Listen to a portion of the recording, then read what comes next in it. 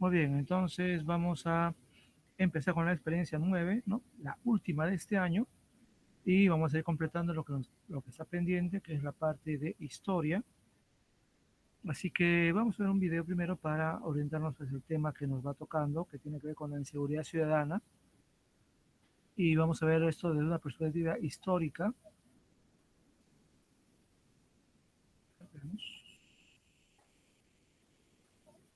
Bien, acá está el EduBlog. Vamos a ir buscando quinto año.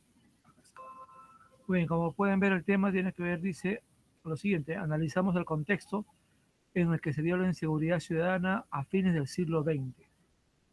Y vamos a mencionar algunos de los videos que vamos a ver, y de hecho hay uno que es de Aprende en Casa, el programa que dio el día lunes, no, perdón, el día martes, y que también va a ser muy útil para ustedes. Igualmente recordarles, ¿no? Ahí Aprende en Casa. Sí, hay programa de Aprende en Casa el día de mañana a las 2 de la tarde. Que me imagino también será un complemento para este o también para la clase de la próxima semana.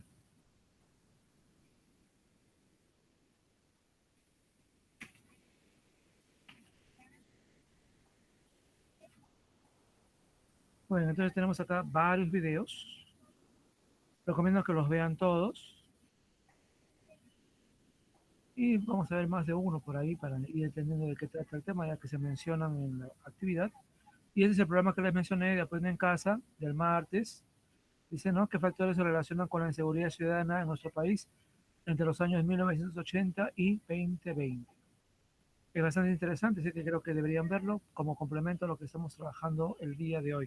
Por una cuestión de tiempo, que dura este video como 30 minutos, tal vez no lo vemos ahora, pero yo recomiendo que ustedes sí lo puedan ver. Más bien vamos a orientarnos a ver lo del tema con este pequeño video.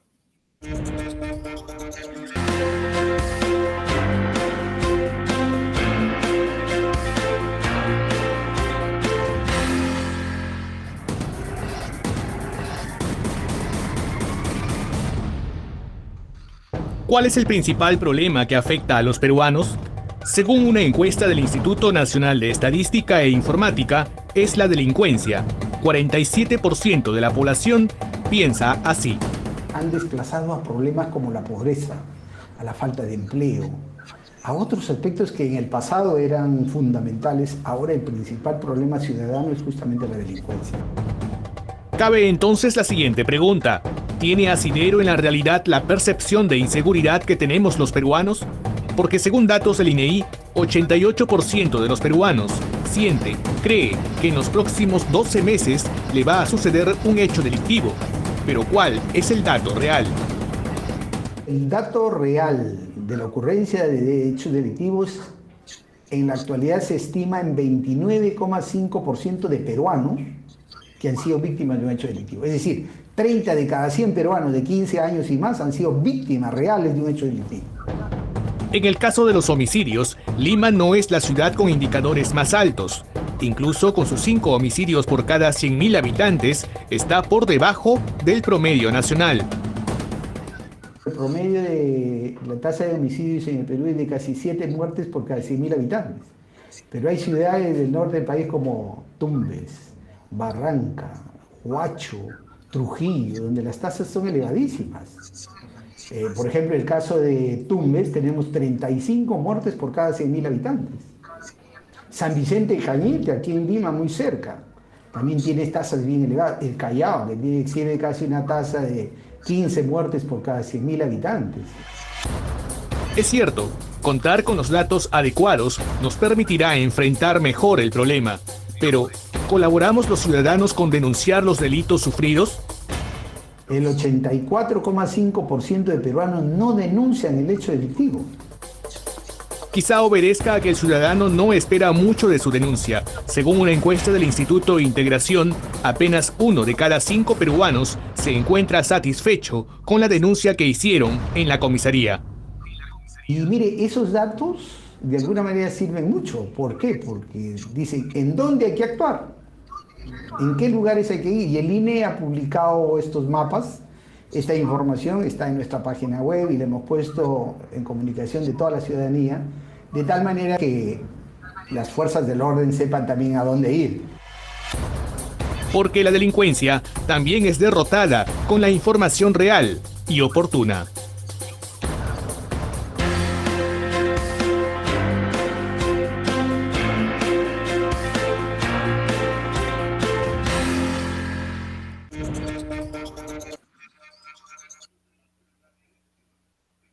Muy bien, entonces, esto nos da la pauta de la realidad, ¿no? La realidad es que tal vez aquí en Lima tenemos la percepción de de mucha inseguridad ciudadana. Sin embargo, hay lugares, zonas, ciudades de nuestro país que son tal vez más, donde hay mayor incidencia de la delincuencia, pero la percepción que tenemos es que es muy alta, ¿no? Que hay delincuentes por todos lados, y basta con preguntar a alguien y todos pensamos, ¿no? Que realmente hay mucho de eso, y en realidad tal vez no lo es tanto, pero tenemos esa percepción.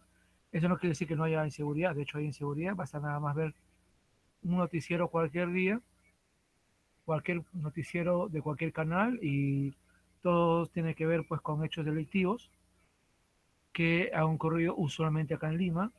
A veces también nos damos cuenta en provincias, ¿no?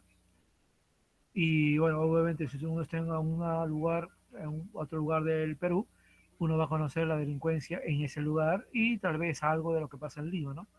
Entonces no se puede negar que hay un problema de seguridad. Justamente el programa de Aprende en Casa mencionaba que había una serie de factores que explicaban lo que ahora percibimos como el aumento de la delincuencia o de la inseguridad ciudadana en nuestra población. Y muchos de esos factores tendrían que ver con la crisis económica de los años 80, y cuando luego ya superamos la crisis en los años 90, digamos que la inseguridad no es que bajó, sino que continuó, dado que tenemos algunos problemas institucionales con la policía, con el sistema judicial, que, digamos, no nos garantizan siempre justicia o el castigo efectivo de los delincuentes. Eso sin contar, por supuesto, la corrupción, ¿no? Que es mucho peor. Entonces, vamos a ver la actividad para ir viendo qué se nos pide, y vamos a ir analizando las cosas.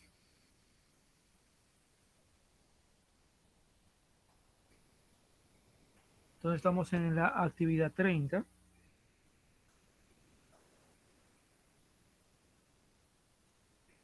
Y la idea es explicar el contexto en que se dio la inseguridad ciudadana a fines del siglo XX, más o menos lo mismo que trata el programa de Aprende en Casa.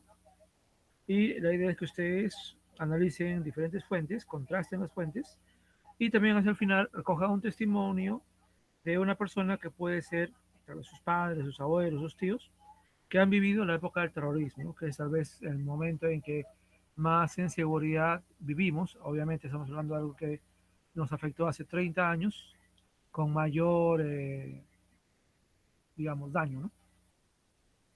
Muy bien, entonces, vamos a ir analizando diferentes fuentes. Y una primera es esta fuente A, muy breve, pero que nos dice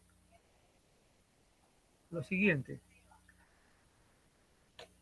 La crisis económica en nuestro país se agudizó durante la segunda mitad de la década de 1980. Recuerden que el año 85 al 90 gobernó Alan García en su primer gobierno, que fue desastroso económicamente, y también significó el aumento de la acción del terrorismo, y también el narcotráfico. Y también en esa época surgió un nuevo grupo terrorista que fue el Movimiento Revolucionario Tupac Amaru. Y bueno, y además de todo eso, allá había delincuencia, seguía habiendo delincuencia, ¿no? Común y organizada. En ese contexto complicado por la violencia política, la delincuencia, el narcotráfico, la corrupción galopante y la descomposición del Estado, la inseguridad ciudadana se convirtió en un problema fundamental, y la situación se agravó aún más por la descomposición de la policía. Durante el gobierno aprista se impulsó una reforma policial y se dio de baja a 2.500 policías, pero no, esto no produjo una mejora significativa, de lo que demuestra la magnitud de la crisis. Tal vez cuando acá se menciona la descomposición de la policía, habla también o hace referencia a que se unificó toda la policía. Recuerden que antes había la Guardia Republicana, la Guardia Civil. De hecho, nuestro colegio era un colegio de la Guardia Republicana y todo se unificó en la Policía Nacional, ¿no? Inclusive las investigaciones era la PIP, ¿no? La Policía de Investigaciones del Perú. O sea, había una diversidad de instituciones y todas ellas se unificaron en la Policía Nacional. Y si se dio de baja, quiere indicar que eran policías que tenían algún tipo de problema de conducta, y eso implicó también un intento de, digamos, ir eliminando a policías que podían ser cuestionados y luego ir reemplazando por más, ¿no? Pero el problema es que tenemos un déficit de policías desde hace mucho tiempo, ¿no? En realidad, la cantidad de policías que necesitamos son muchos menos de los que tenemos. Y apurar un poco ese proceso para que haya más policías implica una formación no muy buena para los policías que son jóvenes, que casi sin mucha preparación ya terminan trabajando y eso no ayuda, ¿no? Tenemos, no solamente necesitamos más policías, sino también necesitamos policías mejor preparados. Digamos que ese problema ya viene desde antes. Bien, luego viene esta parte, la fuente B dice, inseguridad ciudadana en la década de 1990 en el espacio urbano y rural. Muy bien, por favor, ¿alguien podría leer este texto?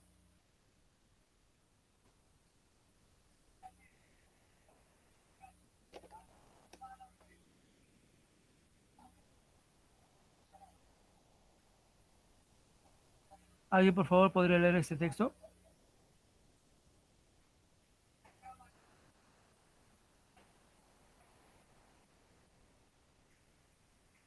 Yo, profesor. Ya, gracias.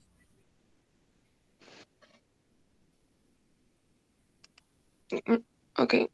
Fuente B. Inseguridad ciudadana en la década de 1990 en el espacio urbano y rural. Según los indicadores de inseguridad, las diferencias entre los departamentos sugieren que los de mayor población y con ciudades más grandes, particularmente los departamentos con ciudades costeñas, presentan mayores niveles de inseguridad relativa. En otras zonas, las estadísticas revelan una tendencia más estable, si no decreciente. Esto estaría mostrando que el incremento de la inseguridad sería sobre todo un fenómeno urbano.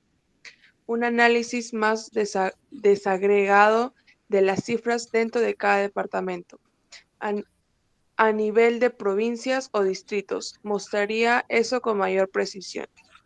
Hay algunas manifestaciones de delincuencia o de violencia urbana que han ido ganando mayor protagonismo en los últimos años, tanto en Lima como en otras ciudades del país.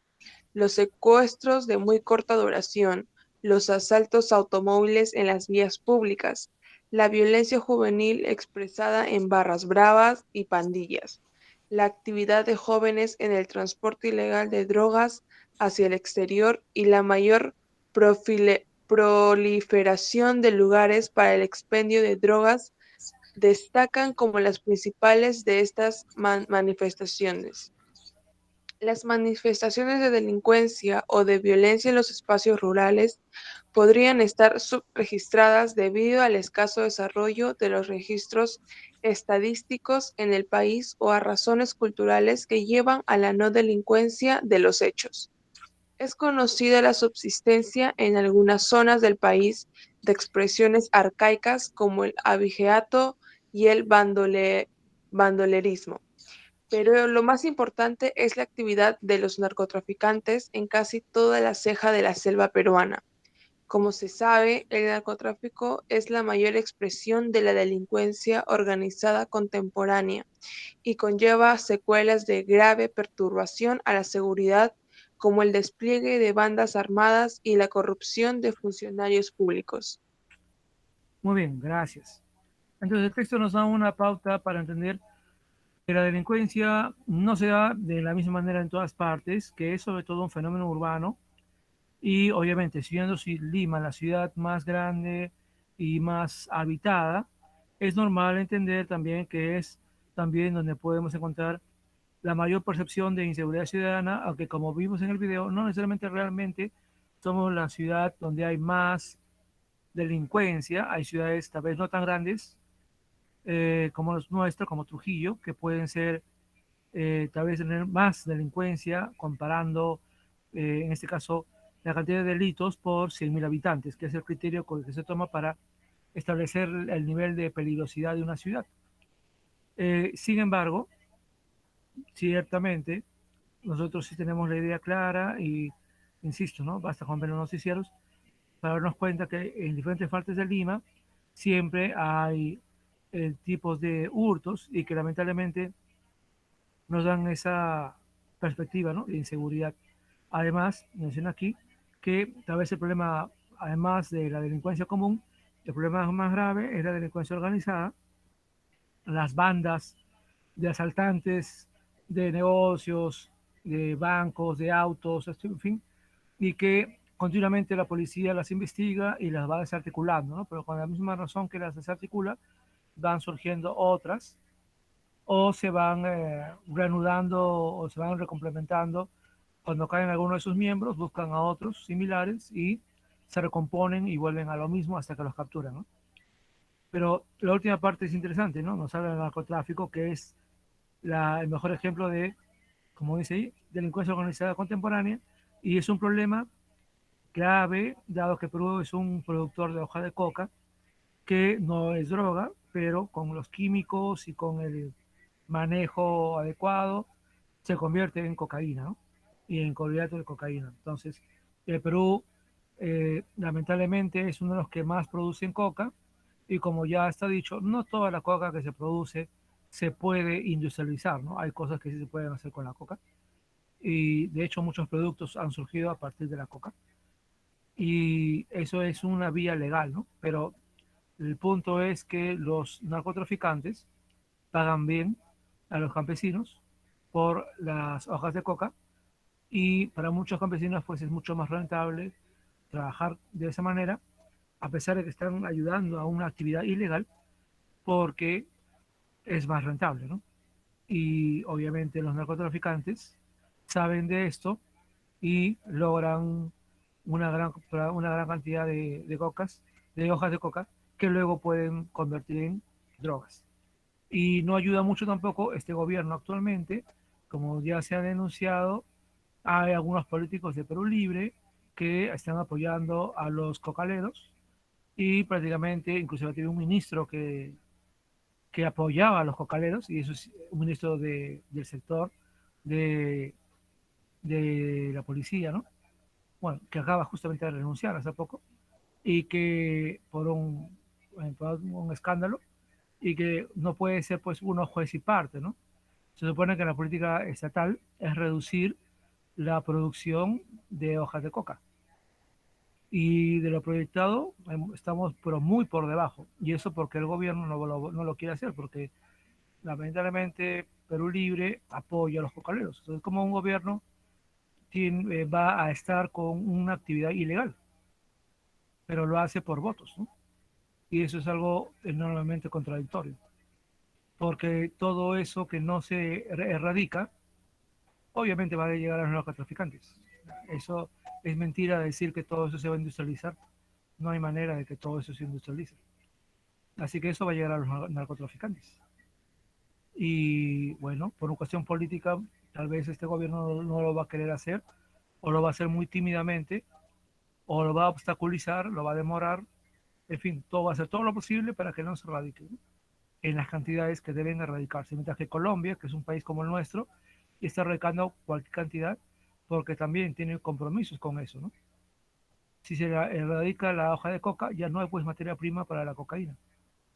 Pero si no se erradica, hay, hay obviamente todo lo que el narcotraficante necesita, lo consigue y va a buscar la manera de exportarlo a Estados Unidos y a Europa, ¿no?, que son los principales mercados de esas drogas. Pero el problema también es que mucho de eso llega acá y es que hay muchos peruanos que ya tienen problemas con las drogas, ¿no?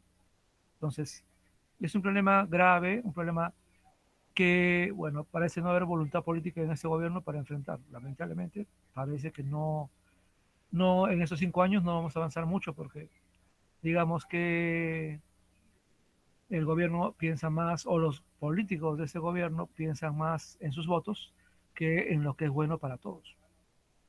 Bueno, tomando en cuenta todas estas cosas, hay aquí un cuadro donde se les plantea analizar la fuente A y B. Como pueden ver, ¿qué plantea la fuente A respecto a las condiciones de seguridad que se vivió durante la década de 1980? Y en la fuente B, ¿qué caracterizó la inseguridad ciudadana en el espacio urbano y rural de nuestro país durante la década de 1990? ¿Ya? Porque esto hace referencia a la década de los 90, que lamentablemente no ha cambiado mucho a los tiempos actuales, ¿no? Digamos que cosas que han empezado en esa época, y estamos hablando ya hace, son 30 años, y sin embargo, como que no ha variado tanto, ¿no? Tal vez el otro elemento que a uno podría agregar es que obviamente los últimos años ha llegado pues la migración venezolana y lamentablemente, como ocurre también con, puede ocurrir con muchos de los migrantes, no todos pues vienen aquí a trabajar honestamente, también vienen aquí los delincuentes, ¿no? De la misma manera que muchos peruanos, por ejemplo, han ido a Argentina y algunos de ellos son delincuentes, ¿no? Uno ve a veces en la televisión argentina problemas igualmente con las bandas de drogas que venden drogas en las villas miseria, como le llaman a ellos, a los asentamientos humanos, y cuando los capturan a los delincuentes, algunas veces son peruanos. Entonces, no todos los que migran necesariamente son los mejores, ¿no? A veces migran también los delincuentes. Bien, ahora vemos la fuente C. Y aquí nos habla del Perú urbano en la década de 1980. Por favor, ¿alguien podría leer la fuente C? Yo, profesor. Gracias, léela por favor. El Perú urbano en la década de 1980. En la década de los 80, en el Perú, las condiciones de seguridad de la urbe se deterioraron aceleradamente al mismo ritmo en que la lucha por la supervivencia se iba haciendo implacable y se agravaba la corrupción. En asentamientos populares y residencias proliferaban los mercadillos de drogas y prostitución clandestina, los asesinatos, los asaltos domiciliarios y callejeros, el robo de locales comerciales, industriales y bancarios. Ya ni siquiera hacían noticia de primera plana en los diarios, a pesar de su frecuencia y escala.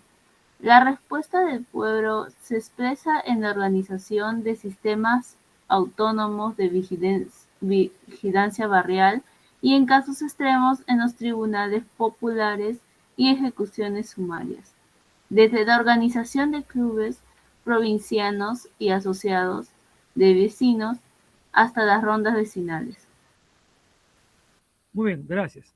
Entonces el texto nos habla de un periodo de inseguridad en los años 80 y obviamente esto en gran parte también porque el terrorismo era muy activo, así que tanto las fuerzas policiales como militares estaban realmente muy, pero muy ocupadas. Era un problema ya nacional y la delincuencia común y la delincuencia organizada aprovechaban ese contexto pues para realmente darnos un nivel de inseguridad terrible.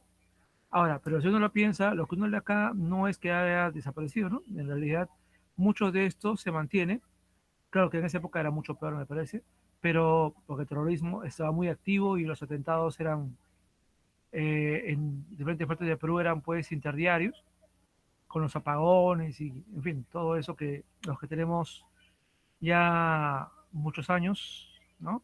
40, 50 años, nos acordamos perfectamente de esa época, ¿no? Entonces, pero lo que ustedes leen aquí, si ustedes lo piensan un poco, mucho de eso se menciona hasta el día de hoy, ¿no? Así que nuestra inseguridad, si bien no es tan mala como aquella época, que creo que fue mucho peor, no es que haya desaparecido, ¿no? Robos, asaltos, prostitución clandestina, mercadillos de drogas, todo eso, ¿no? Se mantiene, ¿no? Tal vez una cosa que ha ido decreciendo ha sido el robo a los bancos, ¿no? Hubo una época donde los robos a los bancos eran continuos y es algo que ahora es muy poco común, ¿no? Realmente ha mejorado mucho la seguridad de los bancos y digamos que muy, pero muy raro que ocurran esas cosas actualmente, ¿no? Y menciona acá interesante que la respuesta popular ha sido la vigilancia barrial y las rondas, los tribunales populares, ¿no? Que en algunos casos se pudo entender que algunos ladrones eran ajusticiados, ¿no? Inclusive ejecutados, y a veces se ve en la televisión, ¿no? Cuando atrapan a un ladrón en algunos lugares, lo desnudan, le pegan, le echan agua fría, le cortan el cabello, o sea, lo dejan así, ¿no? Le cortan feo el cabello, lo humillan, le patean, lo insultan, ¿no? Y la idea es, ¿no? Y ponen ahí carteles, si te atrapamos al ladrón, ya saben lo que le va a pasar, ¿no? Entonces, ese tipo de acciones que son ilegales, por supuesto, pero son formas de respuesta de las personas ante la falta de policías suficientes, ¿no? O, aún peor, ante la inacción de las comisarías. Porque también hay muchos denuncian, ¿no? Que llaman a la comisaría y la comisaría nunca llega. O sea, nunca llega nadie de la policía cuando hay un asalto o ha pasado algo, o llegan ya muy tarde, ¿no? Entonces, si mucha gente desconfía de la policía y dicen, no, ¿para qué si voy a hacer algo? Voy a denunciar por las puras, lo voy a llamar y nunca vienen. Entonces, mejor hacemos algo nosotros mismos. Y eso, si bien hacer algo legal, es lo que la gente siente, ¿no? Ahora, frente a eso, y aquí viene otro tema interesante, es el tema de las rondas campesinas, ¿no? Y que surgen en los años 70 y la primera experiencia se da justamente en Cajamarca, ¿no? De ahí que nuestro presidente ha sido rondero, o es rondero, y es una experiencia que desde Cajamarca se amplió a buenas partes de las zonas rurales de todo el Perú. Y miren aquí que ya fue algo legalizado en 1986, en la época del presidente Alan García, y fueron muy importantes estas rondas porque con el apoyo policial lograron, también se enfrentaron a Sendero Luminoso y vamos a ver un video sobre esto porque han logrado un nivel de, digamos, seguridad en zonas rurales que es valioso. Sin embargo, vamos a ver un video también, el video que dice que a veces también esas rondas campesinas pueden llegar a excederse en sus funciones, ¿no? También hay a veces videos en algún canal donde a veces se habla, ¿no? Que esas rondas campesinas castigan ya no solamente el delito, ¿no? Sino cosas que van contra la moral, ¿no? O sea, toman ya un nivel personal y, digamos, por ejemplo, un caso de infidelidad, ¿no? En un pueblo y que ellos descubren que una persona está con una persona casada. Entonces, en ese caso, ellos actúan y castigan, ¿no? A los infieles. Ahora, eso normalmente no es un delito, ¿no? O sea, es algo malo, claro, pero no es un delito. Entonces, digamos que nadie va a la cárcel por ser infiel, ¿no? Pero ellos sí lo castigan, ¿no? Y lo castigan con golpes, ¿no? Azotes o algo así. Entonces, hay claramente casos en los que de haber las rondas campesinas se exceden y van más allá del ámbito privado, ¿no? Y que no es un delito y no debería ser pues castigado, ¿no? No es lo mismo que capturar a un abijeo o un ladrón de ganado, ¿no? O un ladrón, ¿no? Simplemente, y que eso obviamente sí es un delito. Bien, entonces vamos a ver el video y luego volvemos a la fuente, ya para ir acabando.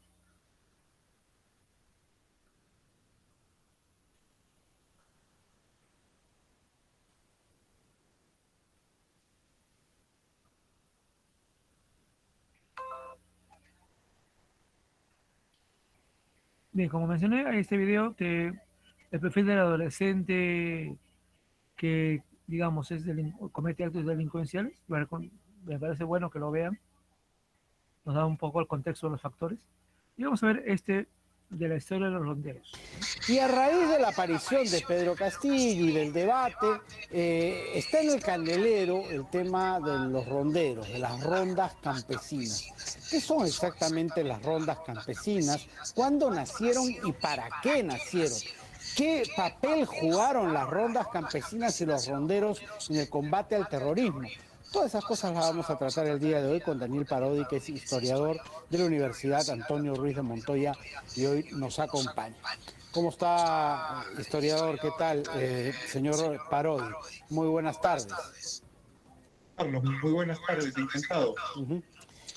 Las rondas campesinas nacen a mediados de los 70, más o menos, justamente en Chota, ¿no? En la ciudad de la que proviene el candidato Pedro Castillo, como una especie de respuesta a la ausencia del Estado para hacer de mediadores y de resolver algunos conflictos, ¿no? Explíquenos, por favor, más o menos cuál es el origen del nacimiento de este movimiento.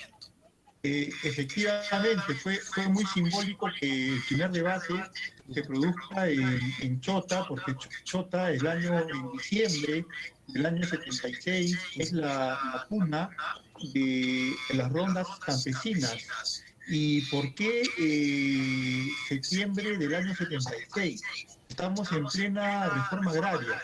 Entonces, si bien la reforma agraria favorece a muchas familias campesinas, también es cierto que desplaza a muchos otros campesinos, es decir, muchos campesinos se quedan sin tierra con la reforma agraria. Entonces, va a generarse un fuerte fenómeno de abigeato. Va a haber muchos campesinos sin tierra que comienzan a robarse los cultivos.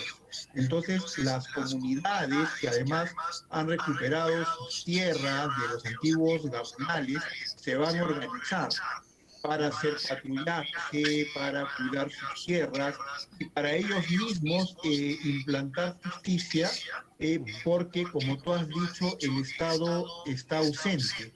Ese es el origen de las comunidades, comienza en Chota, en Cajamarca, luego se difunde a nivel nacional, y ya cuando llega el terrorismo cambia la función de las rondas campesinas.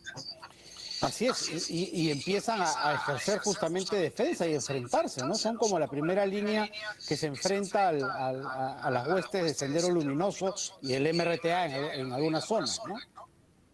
Y hay algo muy interesante, Juan Carlos, y ahora que he estado revisando información, porque se piensa que recién con Fujimori se apoyó a las rondas, o estos comités de autodefensa comenzaron a actuar, pero si tú revisas el informe de la Comisión de la Verdad, las rondas actuaron en todo momento, desde 1982, desde 1983, en Ayacucho, Apurímac, Junín, Huancavelica, Pasco, Huánuco. Entonces, esta idea que tenemos de que los campesinos están en el medio, desprotegidos entre el ejército y Sendero, en realidad no es tan cierta.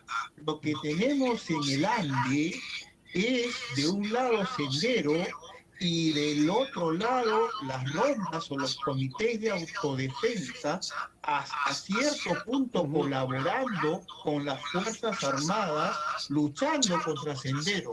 Y finalmente, es cierto que en los años 80 había una cierta desconfianza, ¿no?, de parte del ejército respecto a estas huestes campesinas armadas, que no se sabía bien, o ellos no sabían bien, en todo caso, de qué lado estaban, ¿no? Claro, no se sabía qué lado estaban, y también preocupaba, bueno, vamos a armar al campesinado, vamos a tener ejércitos irregulares de campesinos armados. Eran una serie de preguntas que se planteaban entonces, y varios de estos comités de autoayuda realizaron una serie de acciones para ganarse la confianza de las Fuerzas Armadas, y son finalmente las rondas, porque al final, de años 89 en adelante, las Fuerzas Armadas adoptan la estrategia más bien de retirarse ellas, de armar a las rondas moderadamente, y dejar que sean las rondas las que terminen de derrotar a Sendero en las zonas de emergencia, porque finalmente las rondas pelean en sus propios términos, los ronderos conocían más quiénes eran los senderistas que los propios militares, y es ahí donde... Y ciertamente la gente confiaba más en ellos que en las Fuerzas Armadas, ¿no? Además, la población confiaba en los ronderos, que eran parte del pueblo, que en las Fuerzas Armadas. Ahora, hay que mencionar que si hubo excesos, porque los hubo por parte de las Fuerzas Armadas, también las rondas campesinas cometieron algunos excesos en contra de la población en esta lucha, que sin embargo no se puede negar, concluyó con la derrota de Sendero Luminoso en las zonas alternativas.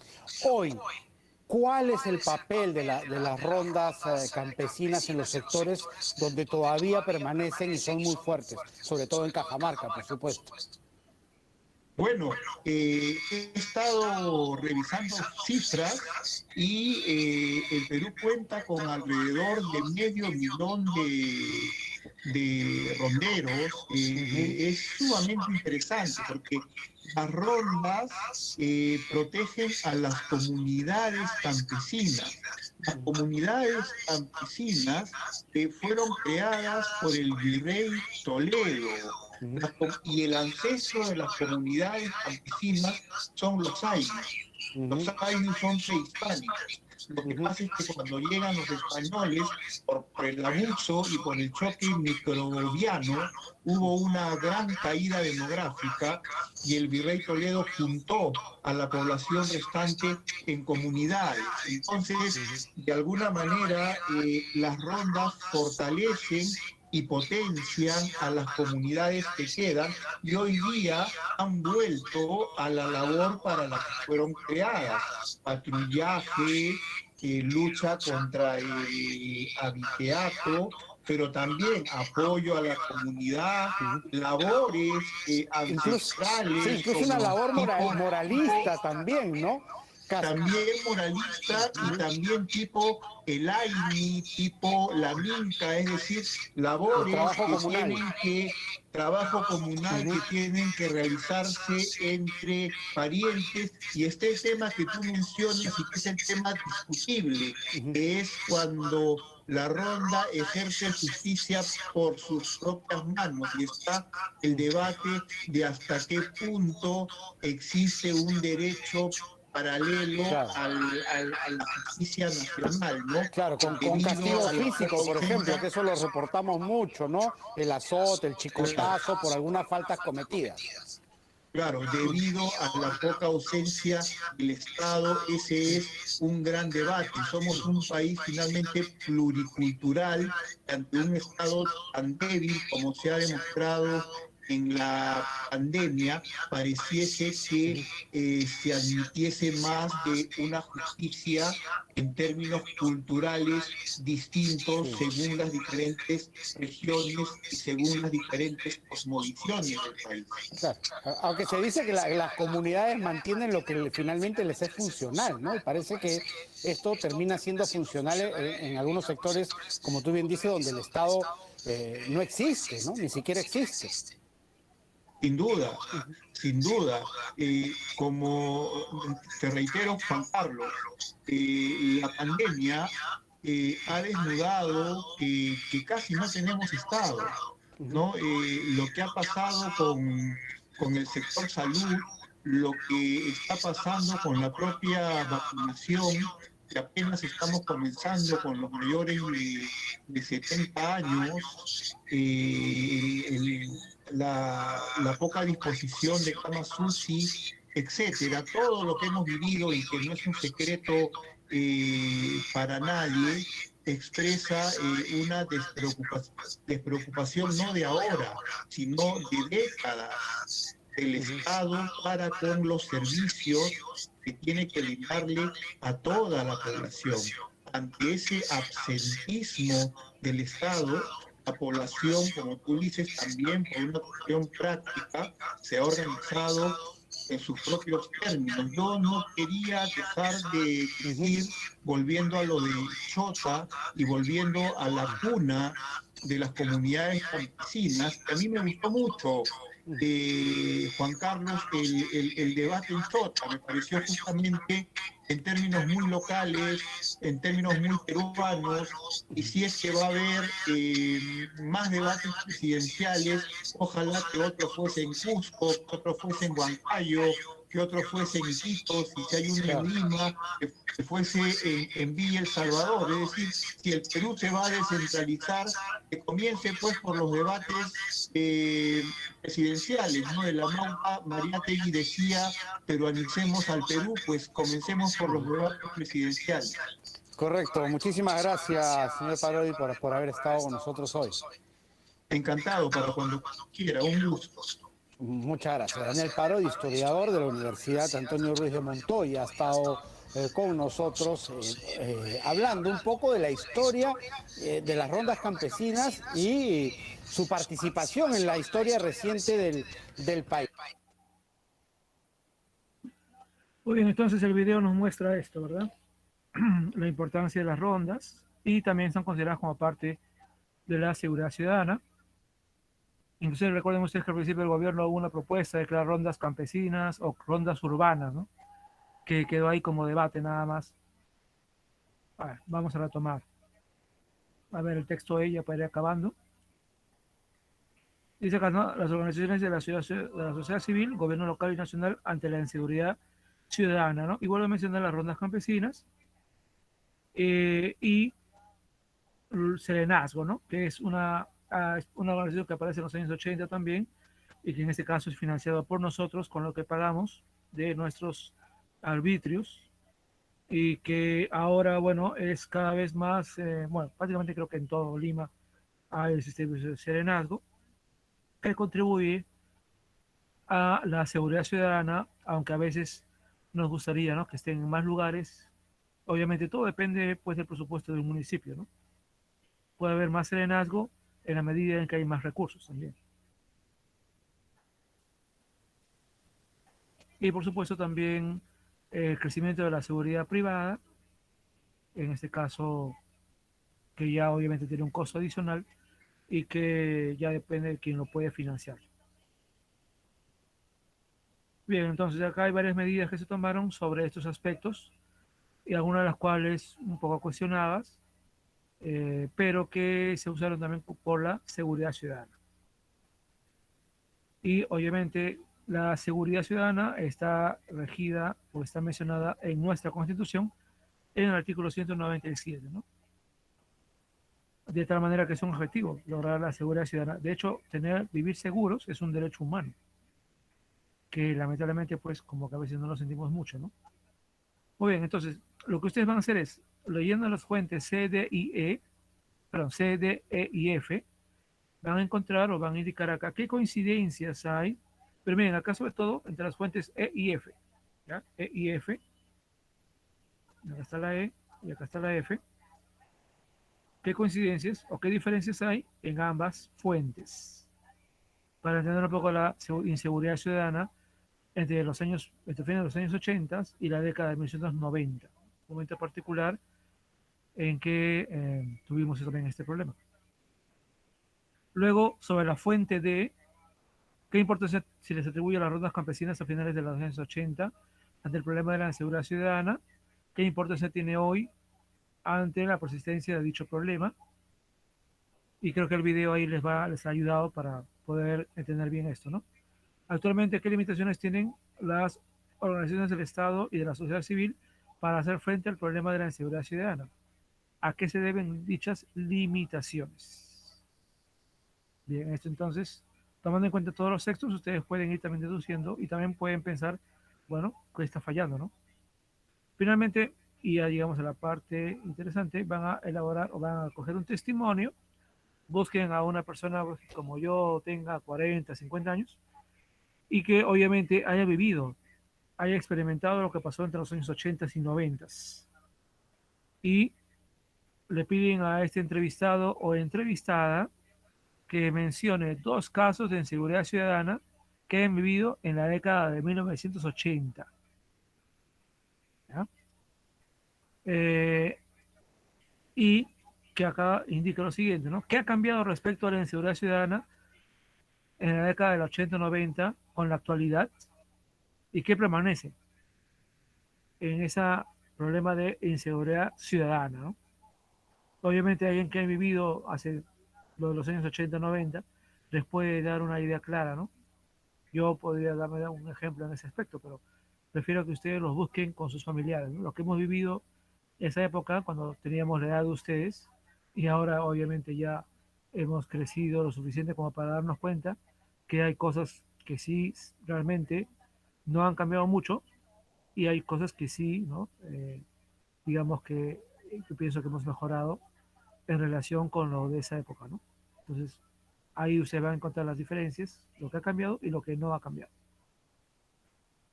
Finalmente, completar el cuadro de autoevaluación. Muy bien, entonces, pregunto si hay algún tipo de duda para ir acabando el día de hoy.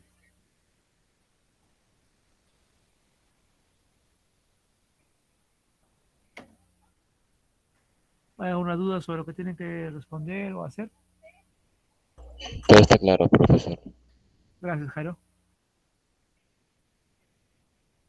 ¿No hay dudas entonces? Muy bien, entonces, si no hay dudas, más bien quiero resaltar nuevamente, pedir a los que están debiendo tareas del primer, segundo o tercer trimestre que ya terminen, por favor, de una vez, envíen lo que está pendiente, envíen lo mínimo necesario para completar. Estamos a menos de un mes, ahora sí, ya estamos a menos de un mes, porque el viernes 17 de diciembre acaba todo. Entonces, ahora sí estamos a menos de un mes, cuenta regresiva, para acabar este año. Así que los que están debiendo cosas, actividades, como ya les envié alguna vez, no tienen que enviarlo todo, tienen que enviar lo mínimo que he pedido ahí. Ustedes escogen qué actividad hacen para por lo menos tener algún tipo de nota y completar un promedio, porque de lo contrario van a estar sin notas, van a llegar a diciembre sin notas, no van a poder sacar sus documentos ni en enero ni en febrero, porque yo en esa época voy a estar de vacaciones y no voy a revisar nada. Van a tener que esperar hasta marzo. Entonces, ¿realmente quieren esperar y dejar todo así en el aire hasta marzo? Creo que es el momento ahora, quedan todavía tiempo para que completen lo que falta y terminar el año bien en sociales. Así, por favor, los que faltan, entreguen lo que se ha pedido ahí a sus correos, se les ha indicado lo que tienen que entregar, así que hagan eso. Y en este aspecto quiero felicitar a David Cruzado, que tenía, por ejemplo, una cosa pendiente del año pasado, y con lo que está trabajando este año, ya he podido completar sus notas del año pasado, como ustedes vieron ahí en el mensaje que envié ayer. Sin embargo, hay dos compañeros suyos, que no voy a decir los nombres, pero que también tienen un pendiente del año pasado, pero como tampoco este año están entregando mucho, no hay como yo pueda poner las notas del año pasado. Entonces, insisto, nuevamente, completen lo pendiente para, bueno, en este caso, acabarlo del año pasado y también estar al día en este año. No más, no sé qué más puedo decir, porque creo que ustedes son los, de todos los que están ahorita en secundaria, ustedes deben ser los más interesados en acabar porque ustedes ya se van del colegio. Y estoy seguro que tienen algún tipo de plan para el futuro. Y ese plan nunca se va a poder hacer si no tienen su certificado de estudios. Entonces, los vuelvo a animar, como lo hago todas las semanas, para que envíen lo que está pendiente. ¿Bien? Muy bien, entonces, nada más que decir, así que vamos a ir acabando. Antes de acabar la grabación, voy a pasar lista.